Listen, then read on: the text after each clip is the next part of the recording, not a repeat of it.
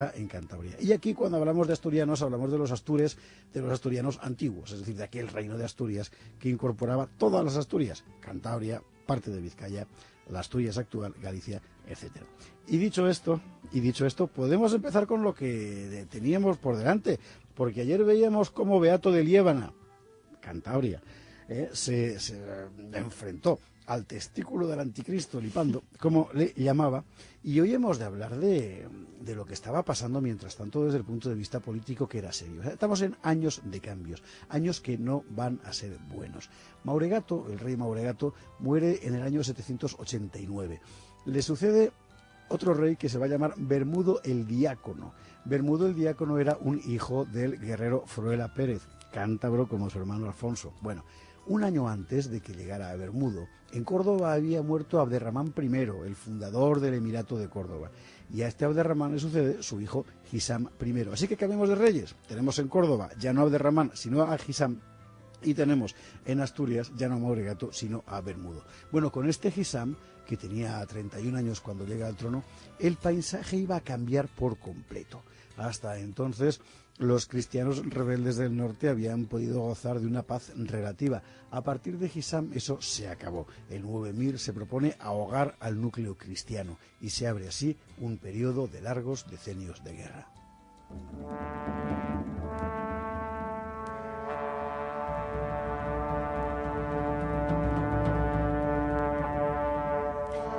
Abderramán I había dejado dicho que elegía a Hisam como sucesor porque era el hijo que más se le parecía. Eso era verdad, tanto en lo físico como en lo moral. Abderramán, de aspecto más europeo que oriental, rubio y espigado, era además inteligente y resolutivo, íntegro y piadoso. Hisam, pelirrojo y pálido, era tan inteligente, resolutivo, íntegro y piadoso como su padre. Abderramán tuvo que emplear la mayor parte de su tiempo en combatir a sus rivales en Al-Ándalus. Le costó, pero dejó en herencia un emirato sólido y relativamente unido.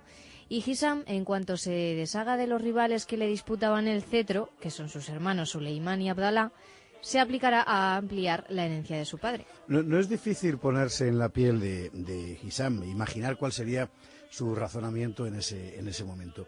Tenía bajo su control el emir de Córdoba la porción más grande, más rica y más poblada de la península. Una vez neutralizadas, o casi, las disidencias de tipo étnico y territorial dentro del Emirato, con el apoyo de los fieles Banu Qasi en el Valle del Ebro, Hisam tenía también a su disposición una cantidad enorme de recursos logísticos y humanos, y sobre ellos podía sustentar una potencia militar como nunca antes se había visto por aquí. Enfrente tenía Hisam dos enemigos inevitables, Carlomagno y Asturias. Carlomagno, al otro lado del Pirineo, era un poder temible. Estaba construyendo una marca fronteriza que representaba una amenaza evidente. Las anteriores intervenciones de Carlomagno en la península no habían sido demasiado brillantes, ya hemos contado aquí lo que pasó en Roncesvalles, pero Hisam pensaba que no cabía descartar, más bien al revés, que el poderoso rey de los francos volviera a intentar plantar aquí sus banderas. El otro enemigo cristiano, el reino de Asturias, era mucho más asequible, pequeño, con escasos recursos, con fuerzas militares limitadas, no había que temer de él gran cosa. A Hisam, hombre inteligente, hay que suponerle bien informado. Seguramente sabría de las hondas querellas religiosas que sacudían a la cristiandad española, y para una mentalidad musulmana, una división religiosa es sinónimo de una división política. También debía de tener noticia Hisam de los movimientos que empezaban a adivinarse en el norte. Pequeñas familias de campesinos, acompañadas de minúsculas congregaciones de religiosos, bajaban al llano y ocupaban tierras. Eran muy pocos, nada que pudiera inquietar al moro. Ahora bien, si Carlomagno intentara amenazar al Emirato de Córdoba, era evidente que lo haría apoyándose en ese reducto cristiano del Cantábrico. En consecuencia, se imponía la necesidad de acabar con el reino de Asturias. ¿Y cómo? Hisam seguiría pensando que el reino de Asturias al fin y al cabo se mantenía independiente porque es una fortaleza natural, se parapeta tras la cordillera cantábrica y protege sus espaldas con el mar. Como el terreno es muy agreste, facilita la defensa. Ahora bien, esa fortaleza natural tenía dos puertas, una al oeste por Galicia y la otra al este por el Valle del Ebro, donde hoy están Álava y La Rioja. Concentrar todos los esfuerzos moros en una sola de esas puertas era exponerse a una derrota como las que habían sufrido antes otras expediciones musulmanas. ¿Por qué? Pues porque permitía a los cristianos condensar toda su defensa en un solo punto y así rentabilizar al máximo sus escasas fuerzas. De manera que lo que tenía que hacer Hisam era sacar partido de la inferioridad numérica del enemigo. ¿Cómo? Atacando por las dos puertas a la vez, por el este y por el oeste, obligando así al rey asturiano a atender dos frentes y los dos en inferioridad de condiciones. Y este será el plan de Hisam.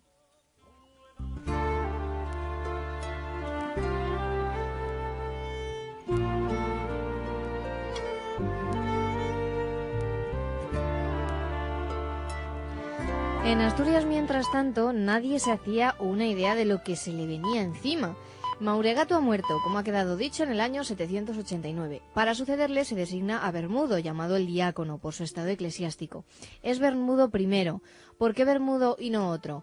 Podemos imaginar que la misma facción nobiliaria que había apoyado a Mauregato, llegado el momento de la sucesión, pensó que el que no podía volver bajo ningún concepto era Alfonso. Nada más inoportuno que llamar a alguien a quien has derrocado pocos años atrás. Claro. Y puestos a buscar sucesor, Bermudo tenía buenos títulos. Hijo, ya maduro, del guerrero Fruela Pérez, nieto de Pedro de Cantabria, hermano del rey Aurelio. El hecho de que fuera diácono no era un obstáculo. Un diácono no es un sacerdote, sino un clérigo que ha recibido órdenes menores. A partir de ahí puede seguir camino hacia el sacerdocio o no, y si no, puede perfectamente casarse y tener hijos, como había hecho nuestro protagonista. Así pues, Bermudo. Bermudo que al parecer era un hombre, hay que decirlo, culto, generoso y de buen talante, o sea, lo que se llama un buen tipo. Lamentablemente esas virtudes eran del todo inútiles en este preciso momento. En Córdoba, el emir Hisam acaba de declarar la Guerra Santa, ha movilizado un ejército enorme. No lo ha sacado de los distintos territorios del Emirato, sino que lo tenía localizado en Córdoba. Su padre le había dejado en herencia aquella poderosa fuerza, compuesta en su mayoría por esclavos y siervos procedentes de todos los rincones del Islam. Hasta entonces, las expediciones moras contra el reino cristiano del norte habían sido incursiones de alcance limitado y con el objetivo fundamental del saqueo. Pero lo de ahora es distinto. Ahora se trata de una invasión en toda regla, ejecutada por unos ejércitos profesionales y bien armados. Lo que quiere Hisam, su objetivo, no es la ocupación militar de Asturias, sino más bien propinar a los asturianos un castigo que no puedan olvidar: asolar sus campos, destruir sus ciudades, esclavizar a sus gentes, capturar a sus nobles y, si es posible, a su mismo rey, y hacerlo año tras año hasta doblegar toda resistencia, y que así Asturias se convierta en tierra vasalla del Emirato cordobés. Fue en la primavera del año 791. Varias decenas de miles de musulmanes partieron hacia el norte. Lo hicieron en dos direcciones, según el diseño de Hisam. Conocemos su itinerario. Un grupo partió de Córdoba hasta Toledo, desde allí tomó camino a Zaragoza, donde quizá recibió refuerzos de los Banu Qasi, y después se encaminó Ebro arriba hasta La Rioja y Álava, la frontera oriental del Reino de Asturias. Este ejército del este lo mandaba Abu Uthman Ubad Alá, total nada, uno de los primeros partidarios del difunto Abderramán I, de quien había sido primer ministro o visir. El segundo ejército partió también de Córdoba, pero con dirección a Mérida, desde donde subió por lo que hoy llamamos Camino de la Plata, hasta Zamora, Astorga y Galicia. Este lo mandaba otro veterano amigo de Abderramán, Yusuf ben Bucht, que igualmente había sido visir. No exageraremos si definimos como un tsunami la ola que se abatió sobre el reino de Asturias. Que fue tremendo. El ejército moro del este, el que estaba al mando de Abu Uthman, asoló literalmente toda la margen norte del Ebro, desde Álava hasta el puerto del Escudo en Cantabria. Nadie podía oponer resistencia a una marea semejante. Los moros arrasaron la llanura alavesa, Bardulia. Bardulia es el solar original de Castilla, el norte de Burgos. Bueno, todo hasta el sur de Cantabria. Abu Uthman tenía instrucciones expresas. Su ataque tenía que ser terrorífico, y lo fue, a juzgar por la delectación con la que la crónica mora cuenta la enorme mortandad causada. Dice así: no dio paz a la espada en la matanza de cristianos. Nada menos. Bueno, cumplida su misión, Abu Uthman volvió por el mismo camino, redoblando el terror. E igualmente avasalladora fue la expedición del oeste, la que mandaba Yusuf. Entró en Galicia y la devastó a conciencia desde Lugo hasta el Miño. Pero esta expedición iba a tener, además, grandes consecuencias políticas para el reino de Asturias.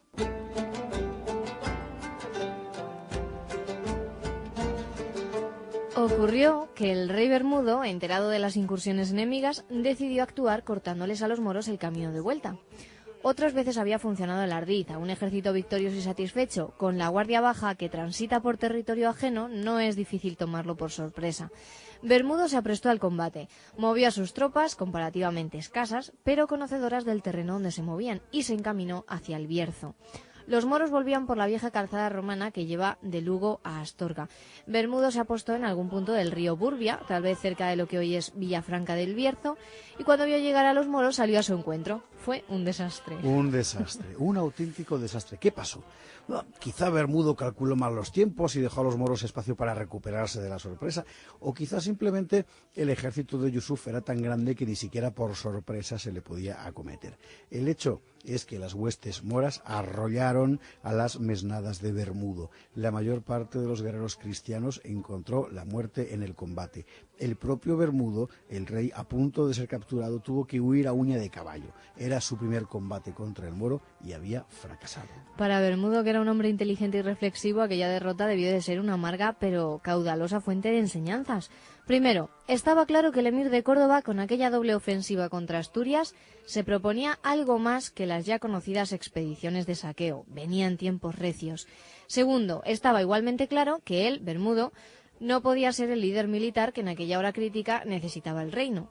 Tercero, las derrotas simultáneas en el este y en el oeste, con tan gran pérdida de hombres, difícilmente le iban a ser perdonadas por unos súbditos que acababan de verse envueltos en una marea de sangre y muerte. Así que Bermudo tomó una decisión, quizá la más difícil de su vida: abdicar, renunciar a la corona, después de solo 2 años de reinado.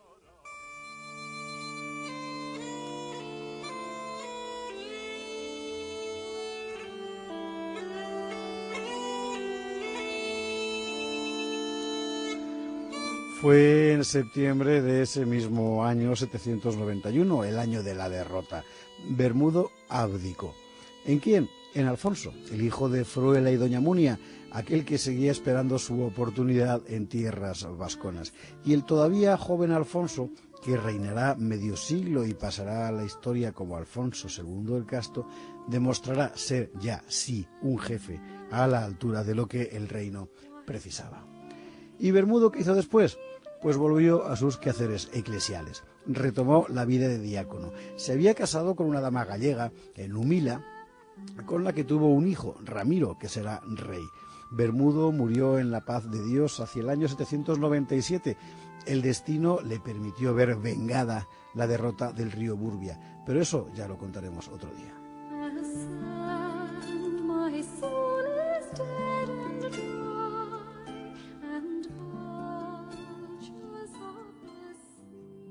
Terrenos muy agreste facilita la defensa. Ahora bien, esa fortaleza natural tenía 2 puertas, una al oeste por Galicia y la otra al este por el Valle del Ebro, donde hoy están Álava y La Rioja. Concentrar todos los esfuerzos moros en una sola de esas puertas era exponerse a una derrota como las que habían sufrido antes otras expediciones musulmanas. ¿Por qué? Pues porque permitía a los cristianos condensar toda su defensa en un solo punto y así rentabilizar al máximo sus escasas fuerzas. De manera que lo que tenía que hacer Hisam era sacar partido de la inferioridad numérica del enemigo. ¿Cómo? Atacando por las 2 puertas a la vez, por el este y por el oeste, obligando así al rey asturiano a atender 2 frentes y los 2 en inferioridad de condiciones. Y este será el plan de Hisam.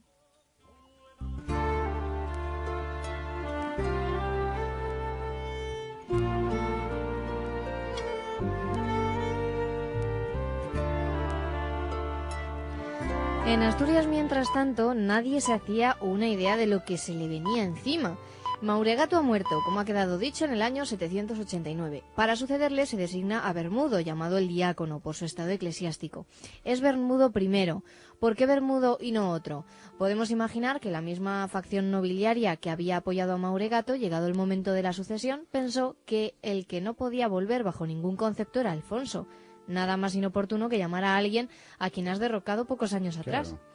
Y puestos a buscar sucesor, Bermudo tenía buenos títulos: hijo, ya maduro, del guerrero Fruela Pérez, nieto de Pedro de Cantabria, hermano del rey Aurelio.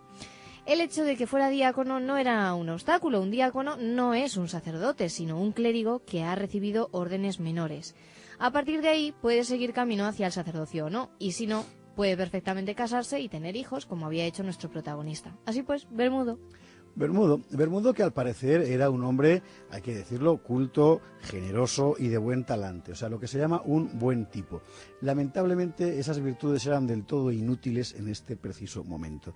En Córdoba, el emir Hisam acaba de declarar la Guerra Santa, ha movilizado un ejército enorme. No lo ha sacado de los distintos territorios del Emirato, sino que lo tenía localizado en Córdoba. Su padre le había dejado en herencia aquella poderosa fuerza, compuesta en su mayoría por esclavos y siervos procedentes de todos los rincones del Islam. Hasta entonces, las expediciones moras contra el reino cristiano del norte habían sido incursiones de alcance limitado y con el objetivo fundamental del saqueo. Pero lo de ahora es distinto.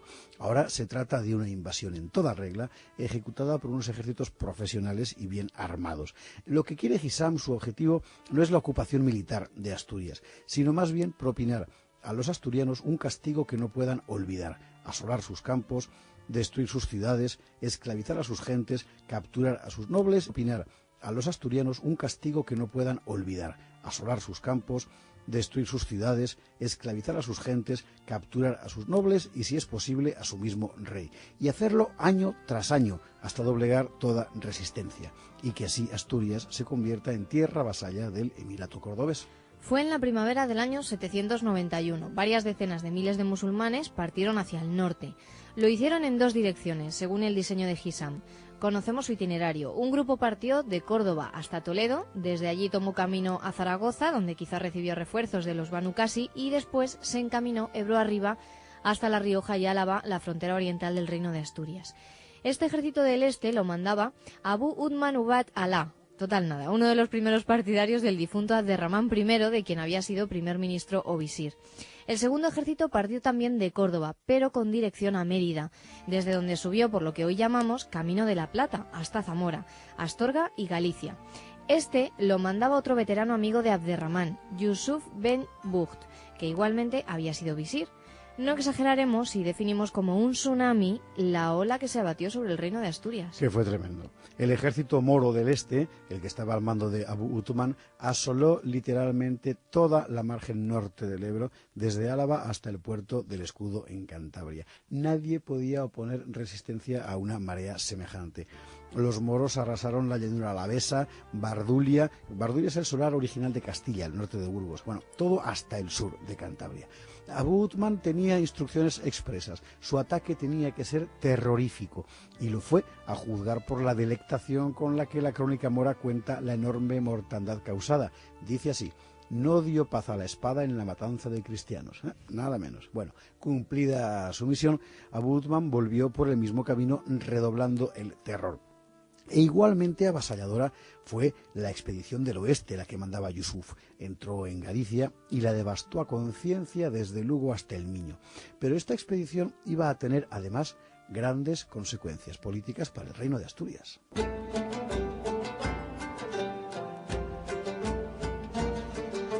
Ocurrió que el rey Bermudo, enterado de las incursiones enemigas, decidió actuar cortándoles a los moros el camino de vuelta. Otras veces había funcionado el ardid. A un ejército victorioso y satisfecho con la guardia baja que transita por territorio ajeno no es difícil tomarlo por sorpresa. Bermudo se aprestó al combate, movió a sus tropas, comparativamente escasas, pero conocedoras del terreno donde se movían, y se encaminó hacia el Bierzo. Los moros volvían por la vieja calzada romana que lleva de Lugo a Astorga. Bermudo se apostó en algún punto del río Burbia, tal vez cerca de lo que hoy es Villafranca del Bierzo, y cuando vio llegar a los moros salió a su encuentro. Fue un desastre. Un desastre, un auténtico desastre. ¿Qué pasó? A adivinarse, en el norte, pequeñas familias de campesinos, acompañadas de minúsculas congregaciones de religiosos, bajaban al llano y ocupaban tierras. Eran muy pocos, nada que pudiera inquietar al moro. Ahora bien, si Carlomagno intentara amenazar al Emirato de Córdoba, era evidente que lo haría apoyándose en ese reducto cristiano del Cantábrico. En consecuencia, se imponía la necesidad de acabar con el reino de Asturias. ¿Y cómo? Hisam seguiría pensando que el reino de Asturias, al fin y al cabo, se mantenía independiente porque es una fortaleza natural. Se parapeta tras la cordillera cantábrica y protege sus espaldas con el mar. Como el terreno es muy agreste, facilita la defensa. Ahora bien, esa fortaleza natural tenía dos puertas, una al oeste por Galicia y la otra al este por el Valle del Ebro, donde hoy están Álava y La Rioja. Concentrar todos los esfuerzos moros en una sola de esas puertas era exponerse a una derrota como las que habían sufrido antes otras expediciones musulmanas. ¿Por qué? Pues porque permitía a los cristianos condensar toda su defensa en un solo punto y así rentabilizar al máximo sus escasas fuerzas. De manera que lo que tenía que hacer Hisam era sacar partido de la inferioridad numérica del enemigo. ¿Cómo? Atacando por las dos puertas a la vez, por el este y por el oeste, obligando así al rey asturiano a atender dos frentes y los dos en inferioridad de condiciones. Y este será el plan de Hisam.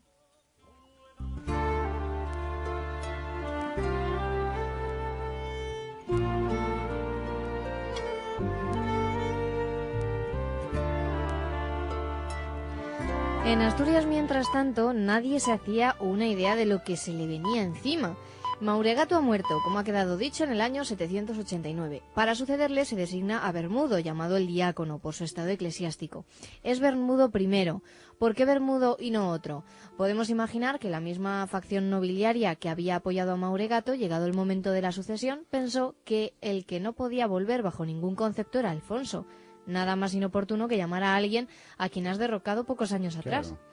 Y puestos a buscar sucesor, Bermudo tenía buenos títulos. Hijo, ya maduro, del guerrero Fruela Pérez, nieto de Pedro de Cantabria, hermano del rey Aurelio. El hecho de que fuera diácono no era un obstáculo. Un diácono no es un sacerdote, sino un clérigo que ha recibido órdenes menores.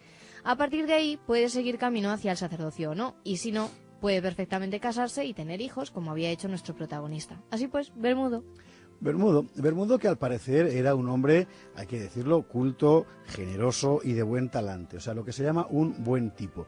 Lamentablemente esas virtudes eran del todo inútiles en este preciso momento. En Córdoba, el emir Hisam acaba de declarar la Guerra Santa, ha movilizado un ejército enorme. No lo ha sacado de los distintos territorios del emirato, sino que lo tenía localizado en Córdoba. Su padre le había dejado en herencia a